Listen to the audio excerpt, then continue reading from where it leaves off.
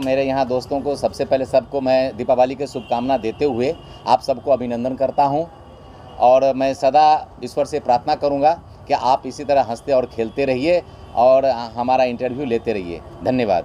जी, आप पहले एनसीपी में थे, अब कांग्रेस में शामिल हैं, क्या वजह है इसके पीछे, क्या कारण है? ऐसा है कि राष्ट्रवादी कांग्रेस पार्टी बहुत ही अच्छी पार्टी है। माननीय शरद चंद्र पवार साहब बहुत ही अच्छा नेतृत्व राष्ट्रवादी कांग्रेस पार्टी को करते हैं, लेकिन अपनी अपनी विचारधारा अगर कहीं से नहीं जमता है तो आदमी पार्टी दूसरा में चला जाता है, जहां उनकी विचारधारा मिलता है उस पार्टी के अंतर्गत काम करने का इच्छा रखता है। नहीं, पद तो लालच नहीं, आपकी पद मिला नहीं, ऐसा हमें कोई लालच नहीं था। ऐसा है कि राष्ट्रवादी कांग्रेस पार्टी में इससे बड़ा पद था मेरे पास में, लेकिन कुछ कारणवश विचारधारा न मिलने के कारण मैं कांग्रेस में शामिल हो गया। अच्छा, आज चारों तरफ लहर है मोदी जी की, आप शामिल हो रहे हैं कांग्रेस में?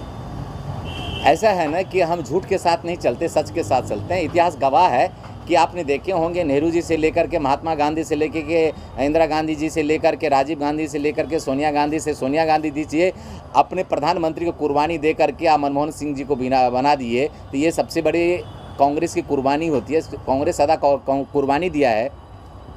दूसरी बात ऐसा है कि कांग्रेस जो एक ऐसा पक्ष है कि सब धर्म को लेके चलता है, लेकिन आपने अभी कहा है कि बीजेपी का लक्ष्य आपने कांग्रेस में क्यों चला गया, तो दो बातें पहले बता देता हूं। मैं माननीय प्रधानमंत्री जी से क्षमा मांगते हुए एक बात कहता हूं कि अगर झूठ माननीय प्रधानमंत्री जी को सामना हो जाए तो झूठ अपना रास्ता बदल देगा, प्रधानमंत्री जी को बदलने की ज़रूरत नहीं पड़ेगी। वार्ड नंबर 3 की बात करूँ तो चौबे जी थे, कांग्रेस से जीते हुए थे हुई बात, उसके बाद शीतल मात्रा आई।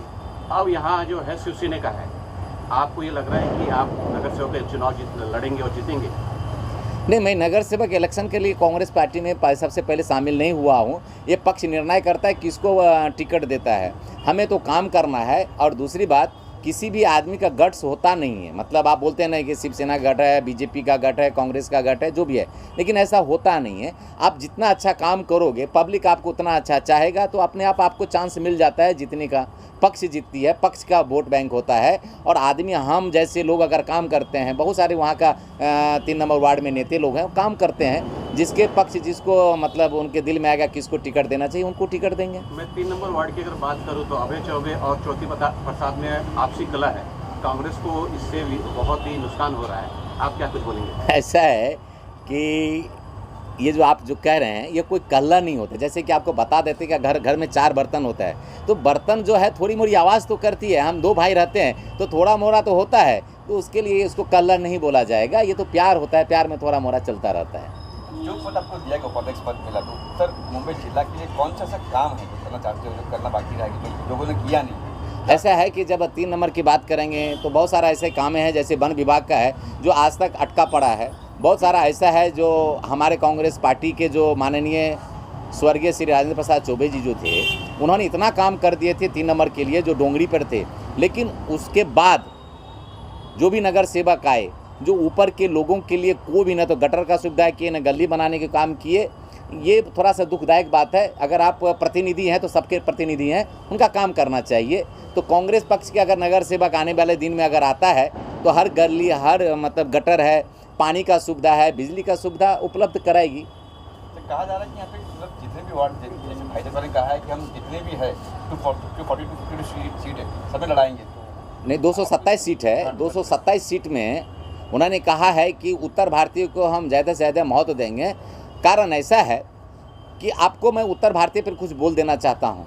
ऐसा तो कांग्रेस सबको लेके चलता है, लेकिन भाजपा के जो लोग हैं, जो उत्तर भारतीयों को खाली आपने देखे होंगे इस्तेमाल कर देते हैं और उनको कहीं भी स्थान नहीं दे पाते। बॉम्बे की बातें मैं बता रहा हूँ, बाकी पूरे भारत के नहीं बता रहा हूँ।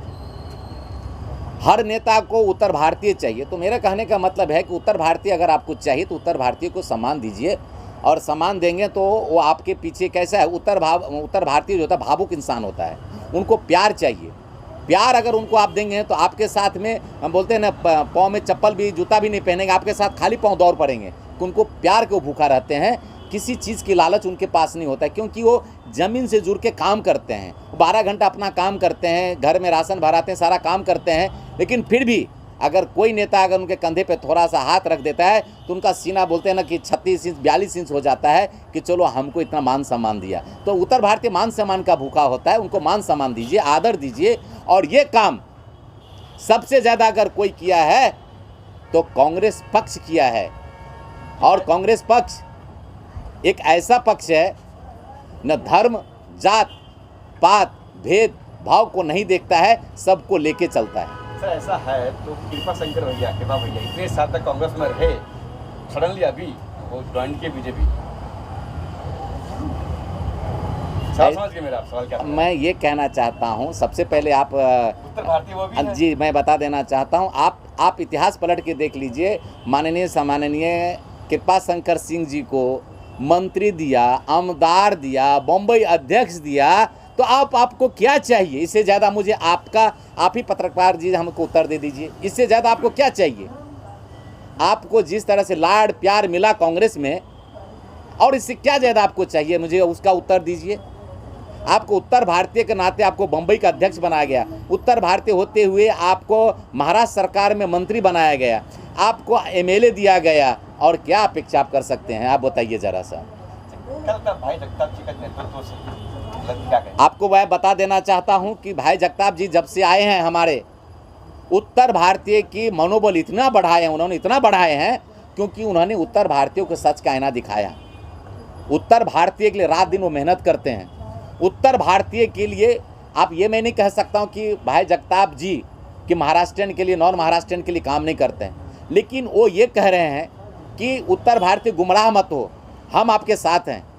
आपको बता देना चाहता हूँ, कुछ साल पहले उत्तर भारतीयों को जब गालियां दिया जा रहा था तो यही कांग्रेस पक्ष ने उत्तर भारतीय के लिए उनको संरक्षण के लिए सामने आए थे कि भाई उत्तर भारतीय बम्बई को सींचा है।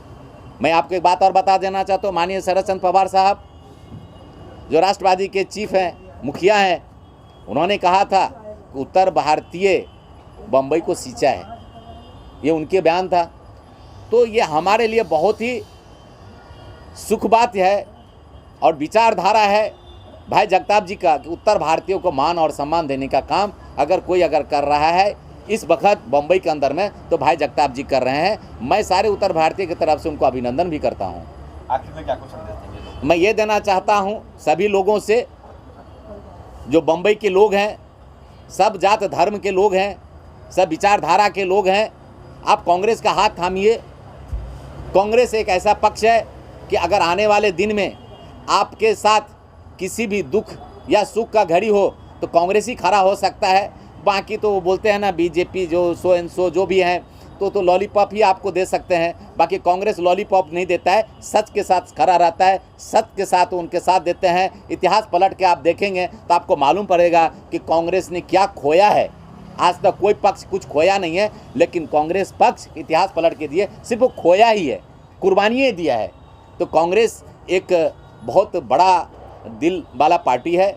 मैं तो सबसे कहूँगा, आह्वान करूँगा कि आप सब भाई जगताप जी के साथ में काम करिए और कांग्रेस को हाथ को मजबूत कीजिए। अमरनाथ जी, उत्तर भारतीय की बात की आपने, इस बार चुनाव में देखा जा रहा है कि उत्तर भारतीयों पर ज़्यादा फोकस किया जा रहा है, फिर चाहे वो समाजवादी पार्टी हो, चाहे वो आरपीआई हो या कोई भी पार्टी हो।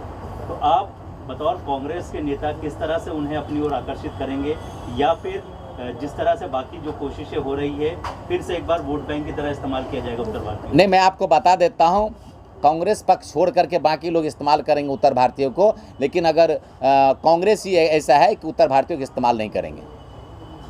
तो कैसे उन्हें आश्वासित करेंगे आप कि यहाँ कांग्रेस? आप ये देख लीजिए, हम जैसे मामूली से कार्यकर्ता को एक इतना अच्छा पद दे दिया तो आप समझ सकते हैं कि अगर मेरे जैसा मामूली कार्यकर्ता अगर इतना बड़ा पद दे सकते तो इस्तेमाल तो नहीं होते हैं ना। पद दे करके हमको बोलते हैं कि आगे बढ़ो, काम करो, विकास की ओर जाओ और गरीबों लोगों का जो भी मदद है मदद करो। ये उनका विचारधारा है, उनका विचारधारा इतना अच्छा है जो हर पार्टी का नहीं है। अगर उत्तर भारतीयों की बात करें तो उनका ये मानना है कि हम कांग्रेस पर हमारा भरोसा था, कांग्रेस के जो बड़े नेता है, जो उत्तर भारतीय नेता है, अपने आप को उत्तर भारतीय नेता बताते हैं, वो परिश्रम किए उन्होंने और परिश्रम करके वो किसी और पार्टी में चले गए। नहीं, ऐसा है, कैसे भरोसा किया जाए कि कांग्रेस इस बार उनका साथ देगी? ऐसा है साहब कि मैं आपको सबसे पहले बात ये है कि उत्तर भारतीय कोई भी चीज़ में थोड़ा सा सब्र करना चाहिए। आप सब्र नहीं करते हो।